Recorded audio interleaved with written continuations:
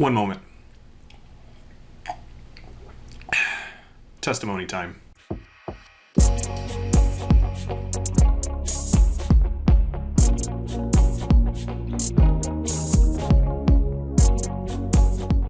Hey guys, Coffee with a Catholic here, and today I'm certainly going to be needing coffee because I will be sharing my testimony. Now, before I begin, I would like to preface with a few things. First, the events of this testimony I will be sharing with you were over a course of several years, my entire life. So I'm bound to either forget or to rush over some things that were not as simple as I'm going to outline it today. So if there are any events that I might have forgotten or rushed, I will try to address those in future videos. With that out of the way, let's get started. All right, guys, here it is. This is my testimony. This is the story of my upbringing, my challenges, and my journey into the Catholic Church. Let's get started. Let's begin by explaining my spiritual upbringing. I was born and raised into a Southern Baptist family. I say this because the majority of both sides of my family were and still are Southern Baptist. To give you some more context about my family, my grandmother on my mother's side actually converted from Methodism to become a Baptist. So just to put that out there. Now, even though it's true I grew up in a very devout Baptist family, I was in a unique position that allowed me to be exposed to many different Christian traditions. Now, one of the reasons for this is because when I was younger, my parents divorced, and after my parents divorced, my dad no longer attended Baptist churches. So when I went to visit him and I would go to church with him, we would go to different churches. Predominantly, we would go to a Methodist church, but we also went to an interdenominational church, is how they describe themselves. And when I got a little bit older, I also went with him to an Episcopal church, and I had conversations with him about the Episcopal church. Another reason for this is also due to the fact that after my parents divorced, my mom eventually remarried, and she remarried a Catholic man. So on and off since I was 10 or 11 years old, I would also go to Mass, and I would go to the Methodist church and the other churches I mentioned with my dad, and I would go to the Baptist church. Now, I definitely still considered myself a Baptist during this time because that was the church I had the most attendance at, and that was the church that I agreed with theologically. So even though I was exposed to these other groups, I still considered myself a Baptist. Now moving on, I would like to talk about my prior spiritual involvement before I became a Catholic. Now, growing up, I have always taken my faith in God very seriously. And I tried my best to always be a part of groups and fellowships that I could join that could help spread the gospel and that I could help grow myself spiritually. So this involved, when I was in middle school and high school, I was an officer in my school's Fellowship of Christian Athletes group at school, FCA for short. So I was an FCA officer, and then when I went on to college, I went to Mississippi State University, and at Mississippi State, they had a Baptist Student Union, which was a fellowship for other Baptists on campus. And I wasn't able to attend everything, mostly due to scheduling conflicts, but I was especially able to join a freshman year family group where we met once a week, every week, to do a Bible study. And I was able to attend a few other BSU events as well. But those are some of the groups I joined and tried to fellowship with and be a part of when I was a Baptist, to be connected and to help spread the gospel in any way that I could. All right, getting to the juicy stuff. This part I like to call the first recognized inconsistency. Here's what I mean by that.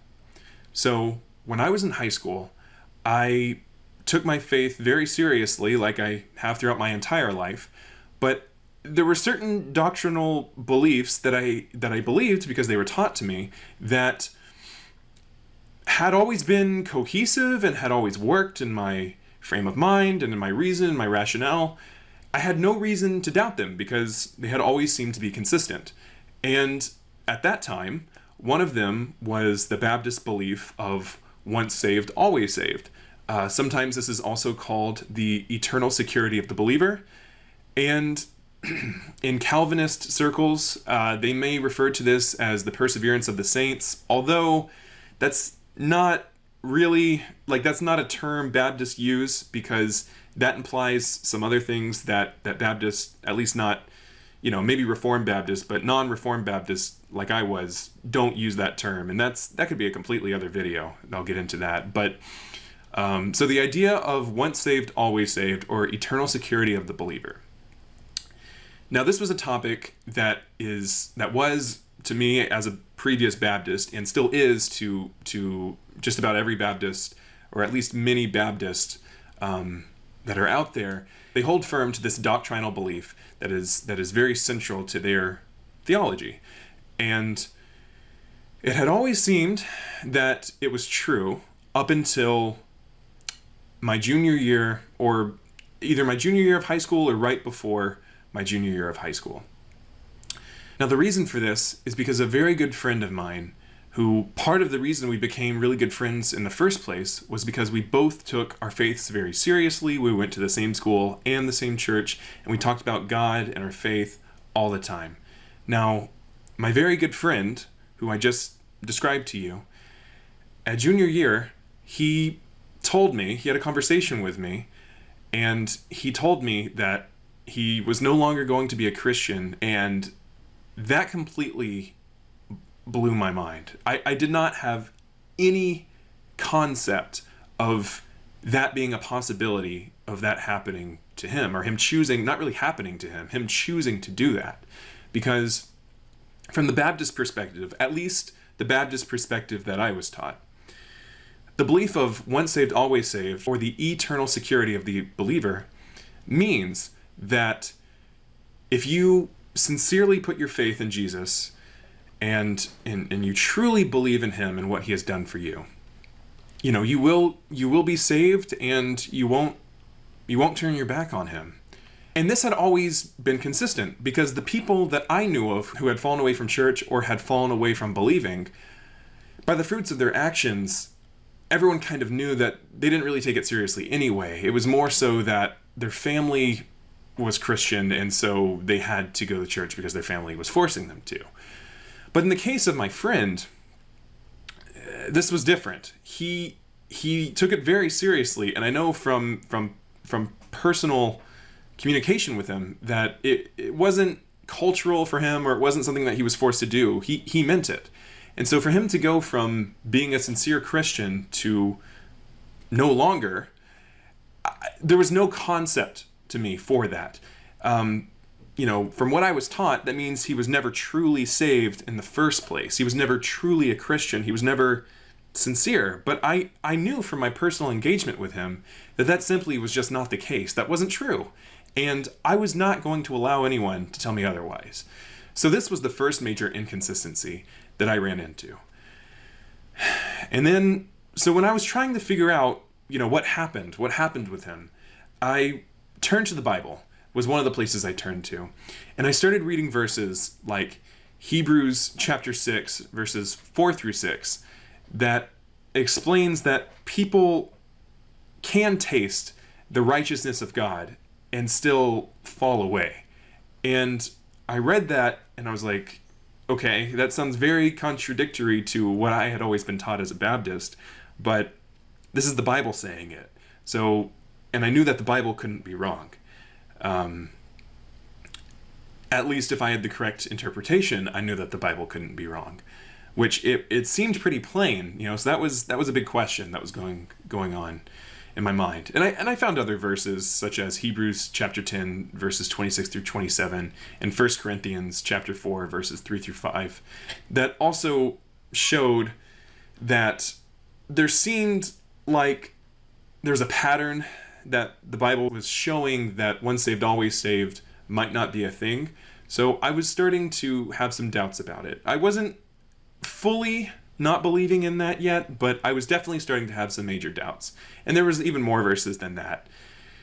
And this came also apparent to me, specifically in my unique situation, because I also knew of other Christian traditions from my unique exposure to many Christian traditions to know that not all Christians believed in this. So knowing that and pairing that with the Bible verses and pairing that with my good friend's experience, I really started to have some major doubts in Once Saved, Always Saved.